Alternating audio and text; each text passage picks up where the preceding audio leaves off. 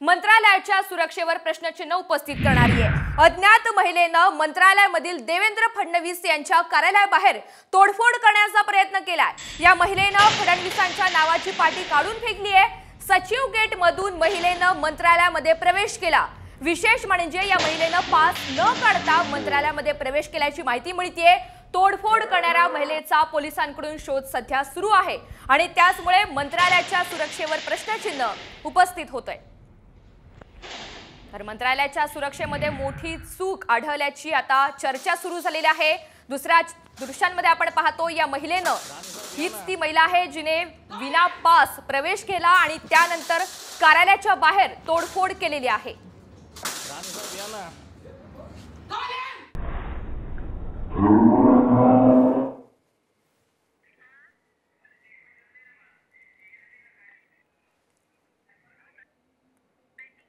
या अज्ञात महिलेनं मंत्रालयामधील देवेंद्र फडणवीस यांच्या कार्यालयाबाहेर तोडफोड करण्याचा प्रयत्न केलेला आहे। महिलेनं फडणवीसांच्या नावाची पाटी सुद्धा काढून फेकली आहे। आपण दृश्यांच्या माध्यमातून पाहू शकतोय कशा पद्धतीनं या महिलेनं या परिसरामध्ये ही तोडफोड केलेली आहे। सचिव गेट मधून महिलेनं मंत्रालयामध्ये सुरुवातीला प्रवेश केला आणि विशेष बाब म्हणजे या महिलेनं पास न काढता मंत्रालयामध्ये प्रवेश केलाय। सध्या महिलेचा शोध पोलिसांच्या मार्फत सुरू आहे। दरम्यान या सगळ्या घटनेमुळे आता मंत्रालयाच्या सुरक्षेवर प्रश्नचिन्ह उपस्थित होत आहे।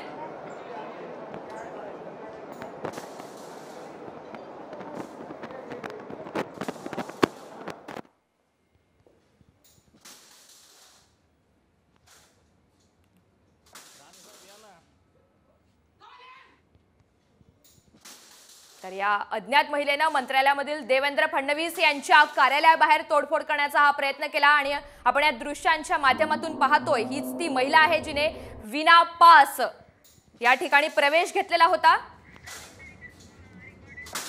दरम्यान या सगळ्या संदर्भात भाजपच्या प्रवीण दरेकर यांनी नेमकी काय प्रतिक्रिया व्यक्त केली आहे आपण पाहूया। नाही, मला वाटतं अजून या घटनेची इत्याभूत माहिती समोर येणं आवश्यक आहे।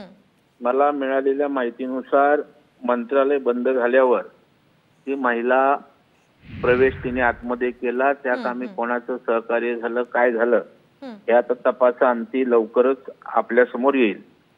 परंतु एकंदर महाराष्ट्रामध्ये जे चित्र आहे ते देवेंद्र फडणवीस साहेबांना सगळ्या बाजूनी त्या ठिकाणी कोंडी करायची, कारण त्यांचं राजकीय सामर्थ्य जे महाराष्ट्रामध्ये उभं राहिलंय त्याला सुरक्षेच्या दृष्टीनं टीकेच्या दृष्टीनं अशा प्रकारचा कोणाचा काही डाव आहे की काय?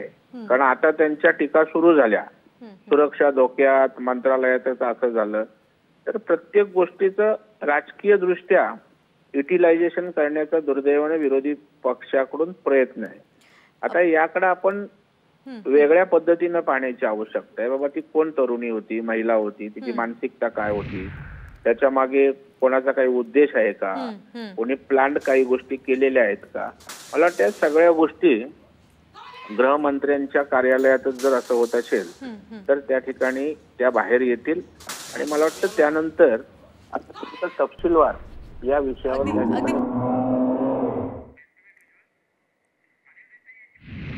तर या सगळ्या संदर्भात अनिल देसाई यांनी नेमकं काय म्हटलेलं आहे ते सुद्धा सविस्तर पाहूया। त्याची जबाबदारी गृहमंत्र्यांवरती असते। आता काही वेळापूर्वी एका महिलेने देवेंद्र फडणवीसांच्या मंत्रालयातल्या केबिनच्या बाहेर कुंडी पेटवून तोडफोड करण्याचा प्रयत्न केला, त्यांची नेमप्लेट तोडली।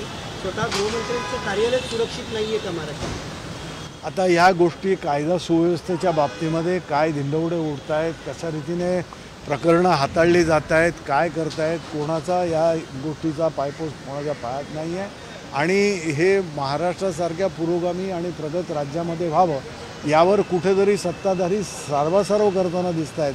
हे कुठेही लोकांना अपेक्षित नाही आहे। लोक चिडले, लोक थांबली आहेत, आता निवडणुका फार जवळ आल्या। दरम्यान मंत्रालयामध्ये नेमकं काय झालं याची माहिती आपण ग्राफिक्सच्या माध्यमातून समजून घेऊयात। काल सायंकाळी 6:30 वाजता एक अज्ञात महिला फडणवीसांच्या कार्यालयामध्ये शिरली। मंत्रालयातील कार्यालयामध्ये शिरल्यानंतर या महिलेनं आरडाओरडा सुरू केला। कर्मचाऱ्यांनी विचारपूस करेपर्यंत त्या महिलेनं झाडांच्या कुंड्या फेकून दिलेल्या होत्या। महिला दालनाबाहेर असलेल्या फडणवीसांच्या नावाची पाटी सुद्धा तिनं काढून फेकून दिली आहे। पोलीस येईपर्यंत या महिलेनं नासधूस करून मंत्रालयामधून पोबारा केला। पोलीस आणि मंत्रालयाच्या सुरक्षा विभागाकडून महिलेचा शोध अद्याप सुरूच आहे।